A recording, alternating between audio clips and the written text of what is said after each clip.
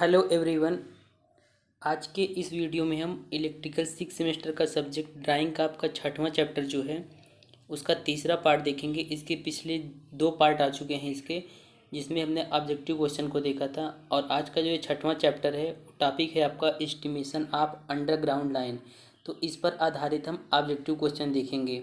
इस वीडियो में बताए गए सभी क्वेश्चन एग्जाम के लिए बहुत इंपॉर्टेंट हैं, इसलिए आप वीडियो को पूरा देखिए।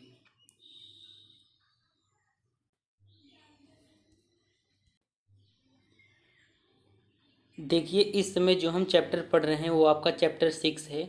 इस चैप्टर में दो पार्ट हैं। पहला आप देख सकते हैं कि एस्टिमेशन ऑफ ओवरहेड लाइन, और दूसरा पार्ट है इसका एस्टिमेशन ऑफ अंडरग्राउंड लाइन। तो हमने इसका पिछला दो वीडियो जो लाया था उसमें लगभग 60 क्वेश्चन डिस्कस किए थे।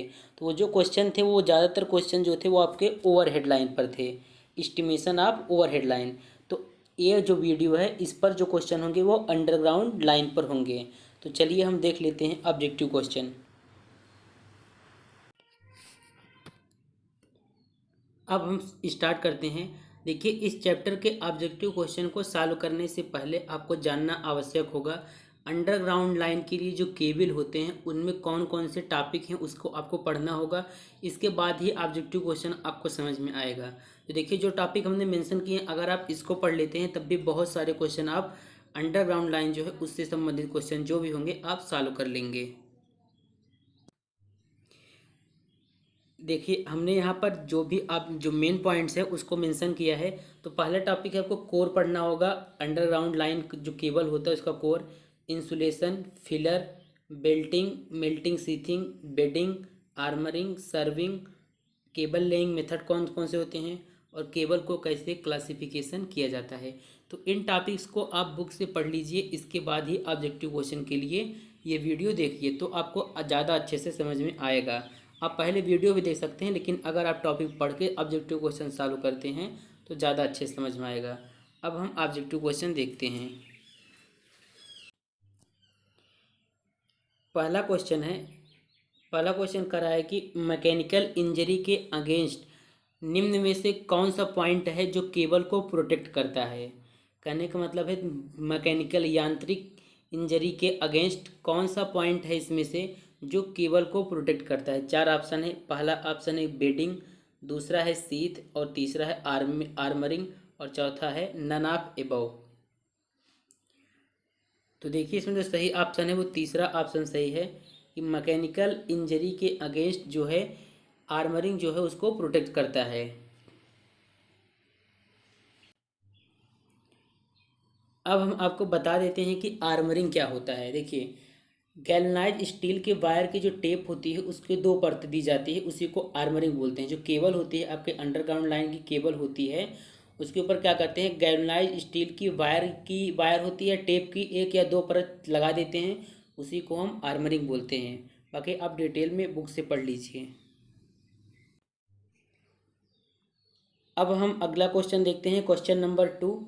क्वेश्चन नंबर 2 है कि निम्न में से किसे केबल के इंसुलेशन के लिए प्रयोग किया जाता है।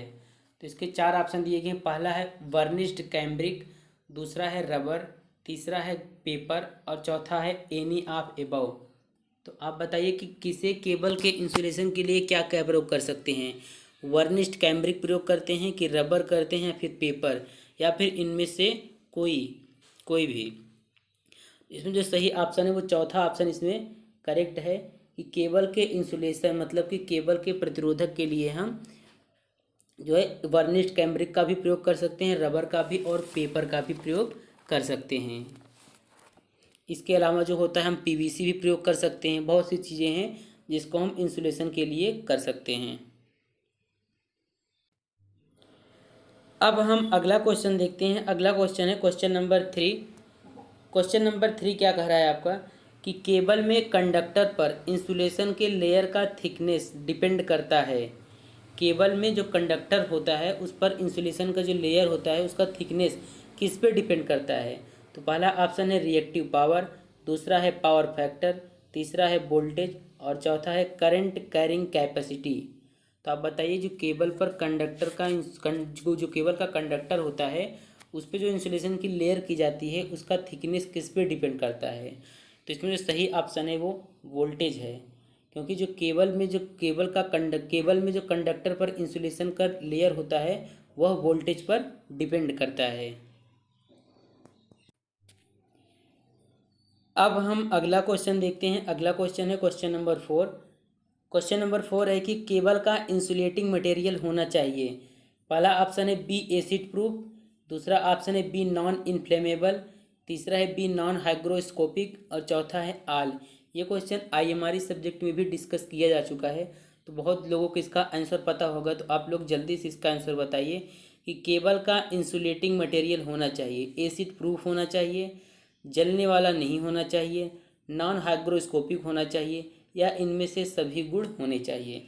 तो इसमें चौथा ऑप्शन जो है वो करेक्ट है। केबल के इंसुलेटिंग मटेरियल में ये सभी प्रॉपर्टीज़ होनी चाहिए। अब हम अगला क्वेश्चन देखते हैं। अगला क्वेश्चन है हमारा क्वेश्चन नंबर 5। क्वेश्चन नंबर 5 है कि 3 कोर फ्लेक्सिबल केबल के केस में न्यूट्रल का रंग होता है। अब बहुत लोग होंगे उनको 3 कोर फ्लेक्सिबल केबल नहीं पता होगा क्या होता है। देखिए, इसके लिए आप डिटेल में जाके बुक को पढ़िए। अगर आपके पास बुक नहीं है तो हमारे टेलीग्राम चैनल को ज्वाइन करिए। वहाँ पर आपको इलेक्ट्रिकल 6 सेमेस्टर के सभी सब्जेक्ट की बुक मिल जाएगी।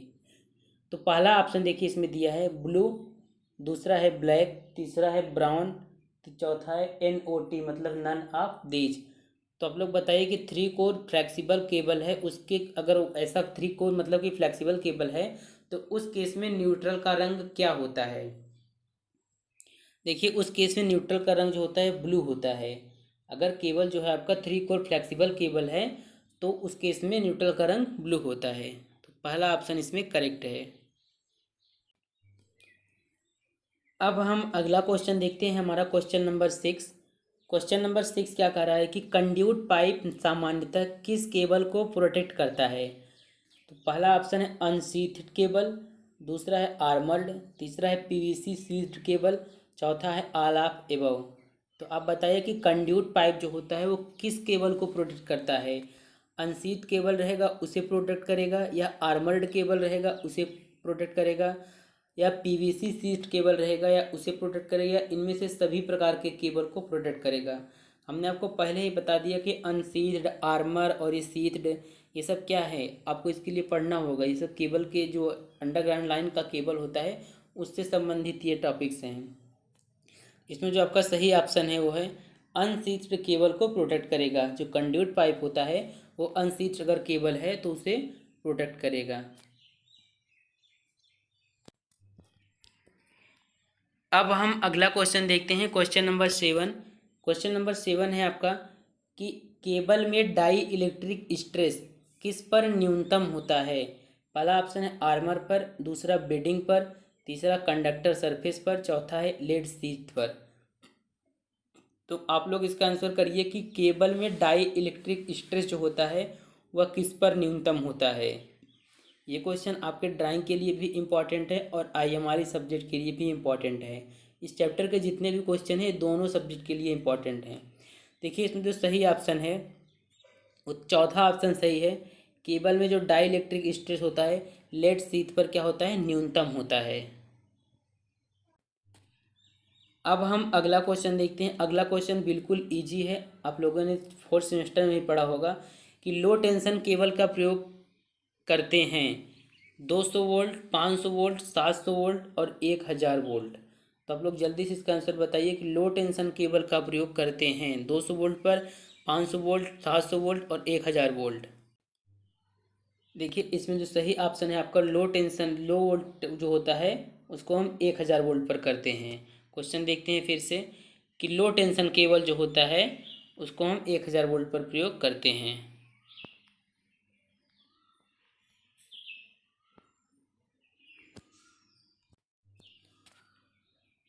अब हम अगला क्वेश्चन देखते हैं। अगला क्वेश्चन है क्वेश्चन नंबर 4। क्वेश्चन नंबर 9 है ये। क्वेश्चन नंबर 9 क्या कर रहा है कि in a cable the maximum stress under operating condition is at. कर रहा है कि एक केबल में जब वह ऑपरेटिंग कंडीशन में हो तो उसका मैक्सिमम स्ट्रेस किस पर होता है, इंसुलेशन लेयर पर, शीथ पर, आर्मर पर या कंडक्टर सरफेस पर। एक बार क्वेश्चन फिर से समझते हैं। इन अ केबल, एक केबल में the maximum stress under operating condition is eight.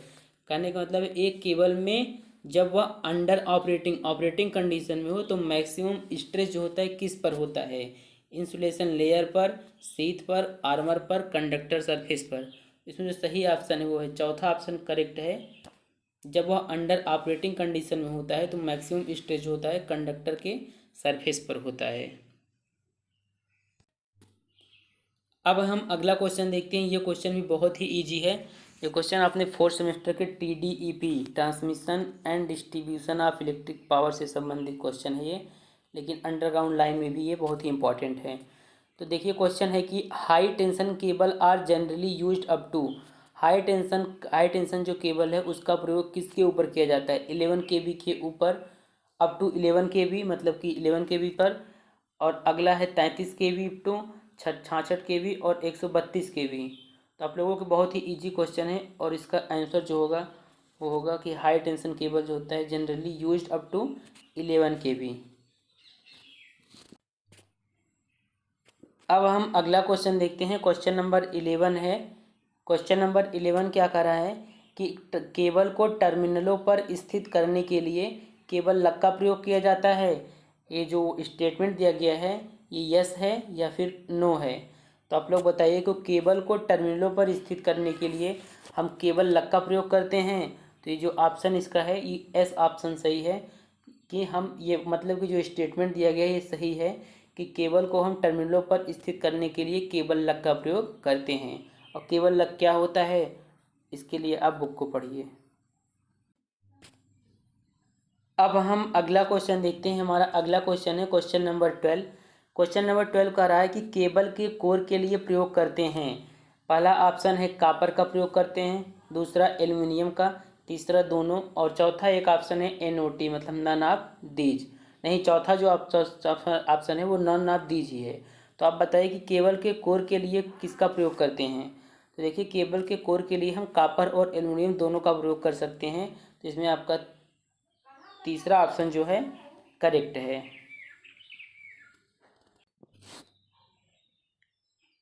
अब हम अगला क्वेश्चन देखते हैं। हमारा अगला क्वेश्चन है क्वेश्चन नंबर 13। क्वेश्चन नंबर 13 है कि केबल में विद्युत रोधक पदार्थ, कहने का मतलब केबल में जो इंसुलेटिंग मटेरियल होता है उसके रूप में उपयोग में लाए जाने वाले पदार्थ में कौन सा गुण नहीं होना चाहिए? कहने का मतलब केबल के जो इंसुलेटिंग मटेरियल प्रयोग किया जाता है उस इंसुलेटिंग मटेरियल में कौन सी प्रॉपर्टीज़ नहीं होनी चाहिए? अब कौन कौन सी प्रॉपर्टीज़ दी है? पहला ऑप्शन है नमी ग्रहण करने वाला होना चाहिए, दूसरा है फ्लेक्सिबल होना चाहिए, तीसरा है तापमान सहन करने वाला नहीं होना चाहिए, और चौथा है 1 और 3। आपको बता दें कि जो केबल के लिए जो इंसुलेटिंग मटेरियल प्रयोग किया जाता है वह नमी ग्रहण करने वाला होना चाहिए। तो इसमें आपका वह नमी ग्रहण करने वाला नहीं होना चाहिए, इसमें आपका ये ऑप्शन तो गलत है। और फ्लेक्सिबल होना चाहिए ये तो करेक्ट है। तापमान सहन करने वाला नहीं होना चाहिए, लेकिन जो आंसर जो केबल के लिए जो इंसुलेटिंग मटेरियल प्रयोग किया जाता है वह तापमान सहन करने वाला होना चाहिए। तो ये भी ऑप्शन गलत है, इसलिए इसमें आपका चौथा ऑप्शन जो है वो करेक्ट है, 1 और 3। अब हम अगला क्वेश्चन देखते हैं। हमारा क्वेश्चन नंबर 14। क्वेश्चन नंबर 14 है कि केबल के इंसुलेटिंग पदार्थ के रूप में प्रयोग करते हैं। देखिए पहला ऑप्शन है सिल्क, दूसरा है एम्पायर टेप, तीसरा है VIR और चौथा है आल। तो आप बताइए कौन सा ऑप्शन सही है इसमें से? केबल के इंसुलेटिंग पदार्थ के रूप में हम किसे प्रयोग करते हैं? इसमें जो आपका सही ऑप्शन है वो आल सही है। केबल के इंसुलेटिंग पदार्थ के लिए हम सिल्क का भी प्रयोग कर सकते हैं, एम्पायर टेप का भी और VIR का भी प्रयोग कर सकते हैं। अब हम अगला क्वेश्चन देखते हैं। हमारा अगला क्वेश्चन है क्वेश्चन नंबर 15। क्वेश्चन नंबर 15 है कि केबल को वृत्ताकार, आप देखेंगे केबल वृत्ताकार क्रॉस सेक्शन में होता है। तो क्वेश्चन है कि केबल को वृत्ताकार क्रॉस सेक्शन देने के लिए जिस पदार्थ को भरा जाता है उसे कहते हैं। पहला ऑप्शन है फिलर पदार्थ, दूसरा है गम, तीसरा है रबर, चौथा है NONE नन मतलब इनमें से कोई नहीं। तो आप बताइए कि केबल जो वृत्ताकार होता है उसको वृत्ताकार क्रॉस सेक्शन देने के लिए उसमें हम क्या भरते हैं।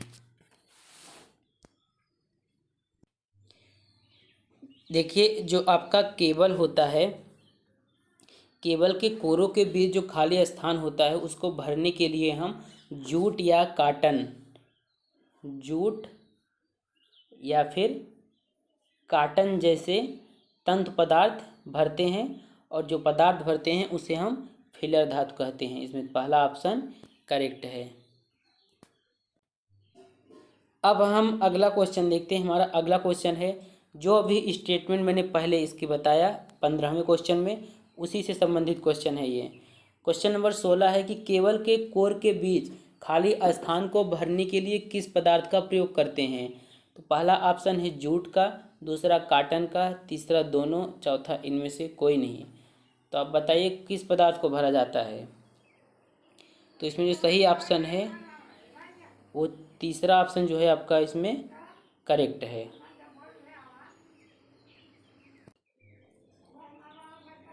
अब हम अगला क्वेश्चन देखते हैं। हमारा क्वेश्चन नंबर 17वां क्वेश्चन है कि भूमिगत केबल के आर्मरिंग के लिए प्रयुक्त सामग्री है, मतलब कि अंडरग्राउंड केबल के आर्मरिंग के लिए जो कौन सामग्री। इसके पहले आपको बता दिए कि आर्मरिंग क्या होता है।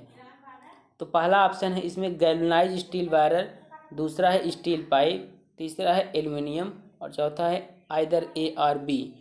आर्मरिंग के लिए हम कौन सा मटेरियल का प्रयोग करते हैं।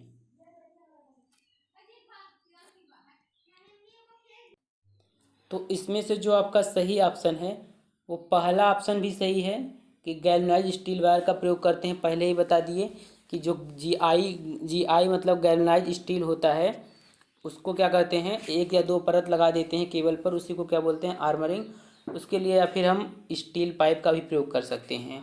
जो चौथा ऑप्शन है यही कह रहा है कि आइदर ए और बी, मतलब ए या बी में से कोई एक का प्रयोग कर सकते हैं।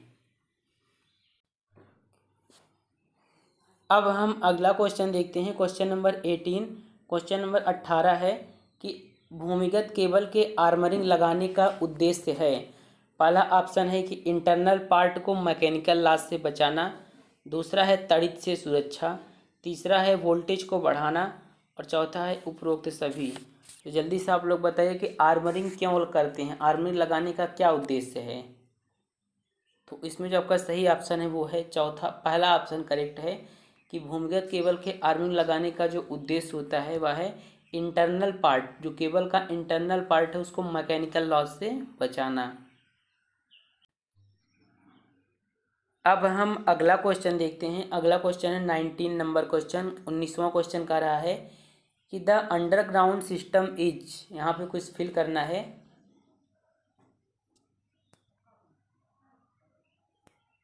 The underground system is costly than the equivalent overhead line system. कहने के बाद अंडरग्राउंड सिस्टम जो होता है मोर कॉस्टली होता है या फिर लेस कॉस्टली होता है या फिर सेम कॉस्टली होता है ओवरहेड लाइन के अनुसार या फिर ग्रेटर देन। तो अंडरग्राउंड सिस्टम आपको पता है कि मोर कॉस्टली होता है, अधिक महंगा होता है ओवरहेड लाइन की अपेक्षा। तो इसमें आपका पहला ऑप्शन जो है वो करेक्ट है। अब हम अगला क्वेश्चन देखते हैं। क्वेश्चन नंबर 20, 20वां क्वेश्चन कह रहा है कि cable are used for 132 kV lines. यहाँ पे कुछ फिल करना है आपको। High tension cable are used for 132 kV line या फिर सुपर टेंशन, या फिर तीसरा ऑप्शन है एक्स्ट्रा हाई टेंशन और चौथा है एक्स्ट्रा सुपर टेंशन। तो कहने का मतलब है कि 132 kV का लाइन जो होता है उसका मतलब किस केबल का प्रयोग करते हैं। एक्स्ट्रा सुपर टेंशन केबल का प्रयोग करते हैं 132 kV लाइन के लिए, या फिर एक्स्ट्रा हाई टेंशन। तो इसमें जो सही ऑप्शन है वो चौथा ऑप्शन सही है, एक्स्ट्रा सुपर टेंशन केबल का प्रयोग होता है 132 kV लाइन के लिए। अब हम अगला क्वेश्चन देखते हैं। अगला क्वेश्चन है क्वेश्चन नंबर 21, 21वां क्वेश्चन है कि dielectric strength of rubber is around. मतलब कि डाई इलेक्ट्रिक स्ट्रेंथ, रबर का डाई इलेक्ट्रिक स्ट्रेंथ जो है किसके अराउंड होता है। तो इसका आंसर बताइए कि 200 kV पर mm, 30 kV पर mm, 5 kV पर mm, 15 kV पर mm। तो इसमें जो आपका सही ऑप्शन है वो है दूसरा ऑप्शन करेक्ट है कि डाई इलेक्ट्रिक स्ट्रेंथ मतलब रबर का जो डाई इलेक्ट्रिक स्ट्रेंथ है वो 30 kV पर mm के अराउंड होता है। अब हम अगला क्वेश्चन देखते हैं। अगला क्वेश्चन है कि केबल में सीथिंग का उद्देश्य होता है। पहले बता दें कि सीथिंग किसे बोलते हैं। देखिए, जो बेल्टिंग होता है, बेल्टिंग के ऊपर हम केबल पर एक सीथिंग चढ़ा देते हैं और सीथिंग का उद्देश्य होता है कि केबल में कोई केबल जो होता है उसको नमी से रक्षा करना, अर्थ फाल्ट मुक्त करना, ये सब जो होता है एक सीथिंग का उद्देश्य होता है। इसे मेटेलिक सीथिंग बोलते हैं और मेटेलिक सीथिंग का जो होता है यही उद्देश्य होता है। तो आप बताइए, केबल में सीथिंग का उद्देश्य होता है prevent the moisture form from entering the cable, provide proper insulation, provide enough strength, और चौथा है नन ऑफ द एबव। तो आप बताइए, केबल में सीथिंग का क्या उद्देश्य है। आपको हमने अभी बता दिया कि केबल में सीथिंग का उद्देश्य जो होता है वह है केबल को नमी से रक्षा करना और अर्थ फाल्ट मुक्त करना। तो अर्थ फाल्ट मुक्त करना ये ऑप्शन नहीं है, इसमें केवल है कि prevent the moisture from entering the cable, मतलब मॉइस्चर मतलब नमी से रक्षा करना। अब हम अगला क्वेश्चन देखते हैं। अगला क्वेश्चन है क्वेश्चन नंबर 23। केबल का वर्गीकरण किया जाता है कोर की संख्या के आधार पर, वोल्टेज के आधार पर, संरचना के आधार पर, या इनमें से सभी। तो आपको बता दें, केबल का जो वर्गीकरण होता है वो उपरोक्त तीनों आधार पर किया जाता है, इसलिए इसमें आपका चौथा ऑप्शन जो है वो करेक्ट है। अब हम अगला क्वेश्चन देखते हैं। क्वेश्चन नंबर 24, 24वां नंबर क्वेश्चन है कि केबल लेइंग की डायरेक्ट लेइंग मेथड में ट्रंच की गहराई होती है। आईएमआरई हमने ख़त्म कर दिया है, तो उसमें बताया था आपको कि केबल लेइंग जो होता है उसकी कितनी विधियाँ होती हैं। तो जो डायरेक्ट लेइंग मेथड है उसमें ट्रंच की गहराई कितनी होती है। तो आप बताइए, 1.2 मीटर, 7.0 मीटर, 7.9 मीटर, 3.0 मीटर। हर बुक में अलग अलग वैल्यूज़ आगे पीछे हो सकता है, लेकिन जो वैल्यू होगा वो 1.2 मीटर के अप्रॉक्सीमेटली होगा। इसमें पहला ऑप्शन जो है वो करेक्ट है। अब हम अगला क्वेश्चन देखते हैं। अगला क्वेश्चन जो होता है 25वां नंबर कि क्रॉस आर्म, पहले ही बता दिए हैं आपको कि क्रॉस आर्म क्या होता है। क्रॉस आर्म जो होता है वुडन या स्टील का बनाया जा सकता है। क्रॉस आर्म का टाइप व उसकी माप किन बातों पर निर्भर करता है। लाइन की स्थिति पर, पहला ऑप्शन है। दूसरा ऑप्शन है लाइन पर सर्किट की संख्या। तीसरा है लाइन कंडक्टरों का स्थिति विन्यास। चौथा है सभी। इसमें जो चौथा ऑप्शन है वही करेक्ट है कि क्रॉस आर्म का टाइप और उसकी माप जो होता है उपरोक्त तीनों स्थितियों पर निर्भर करता है। अब हम अगला क्वेश्चन देखते हैं। अगला क्वेश्चन है क्वेश्चन नंबर 26। क्वेश्चन नंबर 26 क्या कर रहा है, कह रहा है कि लाइन कंडक्टर के रूप में अब किस टाइप के कंडक्टर सामान्य उपयोग में हैं। करने का मतलब है लाइन कंडक्टर के लिए आजकल किस कंडक्टर का उपयोग किया जाता है। पहला ऑप्शन है AAC, ACSR, तीसरा है बोथ और चौथा है नन। तो इसमें जो सही ऑप्शन है वो है बोथ, क्योंकि लाइन कंडक्टर के रूप में अब सामान्य उपयोग में जो है वो AAC या ACSR है। अब हम अगला क्वेश्चन देखते हैं। क्वेश्चन नंबर है आपका 27। कह रहा है कि 11 kV लाइन के लिए क्लैंप का प्रयोग होता है। अब क्लैंप का टाइप दिया गया है F type, E type, D type और चौथा है A एंड D। तो आपको पहले बता दिए क्लैंप का प्रयोग जो होता है हम इसमें F एंड E टाइप का करते हैं। तो चौथा ऑप्शन जो है वो करेक्ट है। अब हम अगला क्वेश्चन देखते हैं। क्वेश्चन नंबर 28, 28वां नंबर क्वेश्चन कह रहा है कि रेलवे लाइन क्रॉसिंग हेतु रेलवे लाइन के बीच ट्रंच की गहराई कम से कम कितनी होनी चाहिए। 120 सेमी, 310 सेमी, 180 सेमी और 200 सेमी। तो आप बताइए कि रेलवे लाइन जब क्रॉसिंग होती है तो ट्रंच की गहराई उस समय कितनी होनी चाहिए। इसमें सही ऑप्शन है जो आपका पहला ऑप्शन करेक्ट है 120 सेमी। देखिए लगभग जो है हमने आईएमआरई भी ख़त्म कर दिए हैं और आपके ड्राइंग भी सिर्फ 1 या 2 चैप्टर बचे हैं और यूई में भी 3 चैप्टर तक ख़त्म कर दिए हैं। तो आप लोग बताइए कि आपकी ज़रूरत के अनुसार हम वीडियोस बनाएंगे, नहीं तो नहीं बनाएंगे। अब हम भी एग्ज़ाम की तैयारी करेंगे, अपना जो भी रिवीजन करना है मुझे वो करेंगे। आप लोग बताइए कि आप लोग को नेक्स्ट टॉपिक किस पर वीडियो चाहिए, ड्राइंग पर चाहिए या फिर जो हमारे पास क्वेश्चन बैंक है, सरल का भी क्वेश्चन बैंक है, सार्थक का भी है, इन दोनों राइटर का क्वेश्चन बैंक है।